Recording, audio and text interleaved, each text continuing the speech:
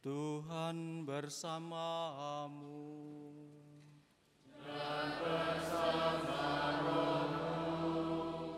Inilah Injil suci menurut Lukas.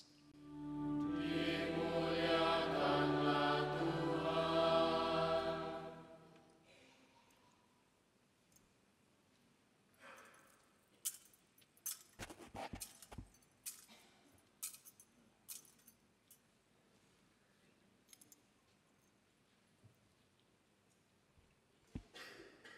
Pagi-pagi benar, pada hari pertama dalam pekan, perempuan-perempuan pergi ke kubur, membawa rempah-rempah yang telah mereka sediakan. Mereka mendapati batu sudah terguling dari kubur itu, dan setelah masuk, mereka tidak menemukan jenazah Tuhan Yesus. Sementara mereka berdiri termangu-mangu karena hal itu, tiba-tiba di dekat mereka ada dua orang berdiri, mengenakan pakaian berkilau-kilauan. Mereka sangat ketakutan dan menundukkan kepala. Tetapi kedua orang itu berkata kepada mereka, "Mengapa kamu mencari Dia yang hidup di antara orang mati? Ia tidak ada di sini, Ia telah bangkit. Ingatlah apa yang dikatakannya kepada kamu ketika ia masih di Galilea, yaitu bahwa Putra Manusia harus diserahkan ke tangan orang-orang berdosa dan disalibkan, tetapi akan bangkit pada hari yang ketiga." Lalu teringatlah mereka akan perkataan Yesus itu. Setelah mereka kembali dari kubur, mereka menceritakan semuanya itu kepada ke-11 murid dan kepada semua saudara yang lain. Perempuan-perempuan itu ialah Maria dari Magdala, Yohana, dan Maria ibu Yakobus. Perempuan-perempuan lain yang juga bersama dengan mereka memberitahukan hal itu kepada para rasul. Tetapi bagi para rasul, perkataan-perkataan itu seakan-akan omong kosong. Mereka pun tidak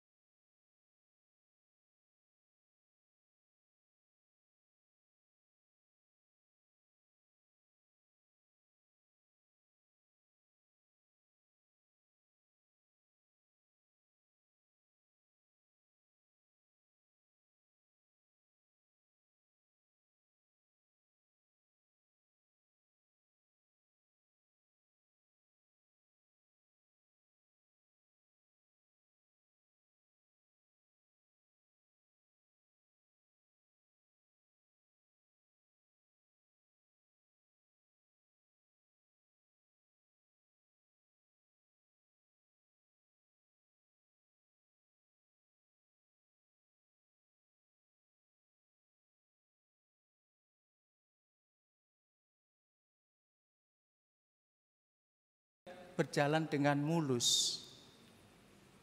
Karena sekali lagi kita ini adalah milik Tuhan. Yang merancang, mendesain hidup kita ini adalah Tuhan sendiri. Maka salah kalau dalam hidup ini kita merasa bisa menuntun diri sendiri atau autopilot tadi, bisa berjalan sendiri. Dan kita diingatkan dari malam Paskah ini bahwa hidup kita itu tidak lepas dari rencana, dari tangan Tuhan, dari kasih Tuhan, tidak lepas. Maka Yesus disebut sebagai Alfa dan Omega, awal dan akhir. Dan dalam perjalanan sejarah ini kita harus menyadari bahwa kita hidup di dalam tangan Tuhan.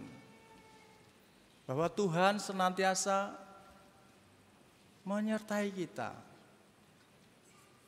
Maka kalau bisa ya Ibu Bapak, dan saya yakin ini tidak terjadi di paroki Stefanus Tandes ini. Kalau bisa muncul ke gereja, jangan hanya pada Natal dan Paskah saja. Lebih tragisnya kalau di Eropa, mereka itu ke gereja hanya pada saat baptis, ya. Setelah itu tidak pernah lagi. Pada saat pernikahan ke gereja, dan terakhir pada saat mati. Karena di sana itu selalu kalau kematian jenazah peti dibawa ke gereja untuk misa requiem. Jadi jangan sampai dalam hidup ini kita hanya 3 kali ke gereja. Yang pertama sadar karena dibaptis, masih melek, masih hidup.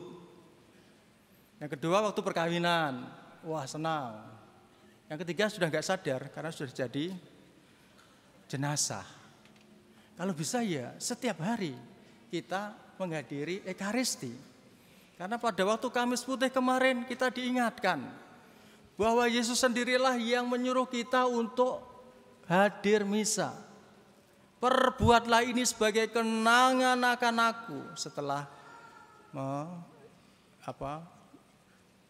mecah-mecah roti. Demikian juga setelah cawan itu dia juga mengatakan perbuatlah ini sebagai kenangan akan aku. Jadi Ekaristi itu adalah perintah langsung dari Yesus. Jadi jangan sampai ibu bapak adik-adik ini pergi misa karena obiak-obiak oleh guru agama, harus minta tanda tangan romonya sebagai syarat terima sakramen baptis. Jangan sampai. Jadi nanti setelah dibaptis ya, anak-anak, adik-adik, ibu bapak ini ya, setelah dibaptis rajinlah untuk pergi misa. Ini sebagai tanda bahwa kita ini tidak pernah meninggalkan Tuhan, bahwa hidup kita ini tidak pernah lepas dari Tuhan. Juga bahwa tanda bahwa kita ini ada dalam lindungan Tuhan atau dalam kasih Tuhan, mulailah setiap kegiatan dengan membuat tanda salib. Mau nyetir, mau pergi, buat tanda salib. Untuk mengingat bahwa Tuhan selalu menyertai kita. Dan kita sungguh bersyukur karena malam ini kita diingatkan bahwa sekali lagi Tuhan selalu menyertai kita dan kita tidak bisa lepas dari rancangan Tuhan. Dan inilah masa penantian di mana nanti kita akan merayakan kebangkitan Kristus yang juga adalah kebangkitan kita. Sekali lagi pada malam hari ini kita diingatkan untuk tidak pernah melupakan Tuhan, tidak pernah meninggalkan Tuhan, untuk selalu berdoa dan percaya kepada rancangan Tuhan. Tuhan memberkati.